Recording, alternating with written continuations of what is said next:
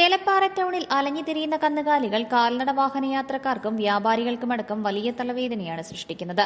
Idukki live വാർത്തകൾ നിങ്ങൾക്കായി അവതരിപ്പിക്കുന്നത് presented by Santa Monica study abroad. പഠിക്കാമിനി അതിരുകളില്ലാതെ. ചില സമയങ്ങളിൽ ഈ കന്നുകാലികൾ വലിയ അപകട ഭീഷണിയും ഉണ്ടാക്കുന്നുണ്ട്. രാത്രിയും പകലും ഒരുപോലെ ഏലപ്പാറ ടൗണിലും പരിസര പ്രദേശങ്ങളിലും കന്നുകാലികൾ വിഹരിക്കുകയാണ്. ഇത് വാഹനയാത്രക്കാർക്കും കാൽനടയാത്രക്കാർക്കും ബസ് കാത്തു നിൽക്കുന്നവർക്കും വ്യാപാരികൾക്കുമടക്കം വലിയ തലവേദനയാണ് സൃഷ്ടിക്കുന്നത്. ഈ കന്നുകാലികൾക്ക് ഉടമസ്ഥരുണ്ടെങ്കിലും ഇവയെ നിയന്ത്രിക്കുവാൻ ആരും എത്താറില്ല. കന്നുകാലികൾ തട്ടി ഇരുചക്ര വാഹനങ്ങൾ അപകടത്തിൽപ്പെടുന്നതും നിത്യസംഭവമാണ്. നമ്മുടെ റോഡുകളിൽ കന്നുകാലി ശല്യം വർദ്ധിച്ചു വരികയാണ്.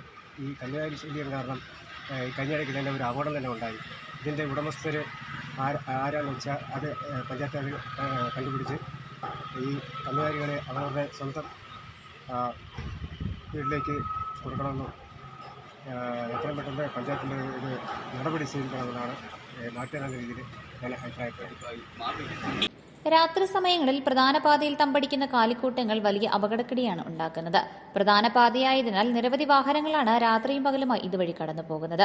അധികൃതരുടെ നേതൃത്വത്തിൽ ഈ അലഞ്ഞുതിരിയുന്ന കന്നുകാലിക്കൂട്ടങ്ങളെ മാറ്റുന്നതിനുള്ള നടപടി അടിയന്തരമായി സ്വീകരിക്കണമെന്ന ആവശ്യമാണ് ശക്തമാവുന്നത്. Idukki live news Elappara.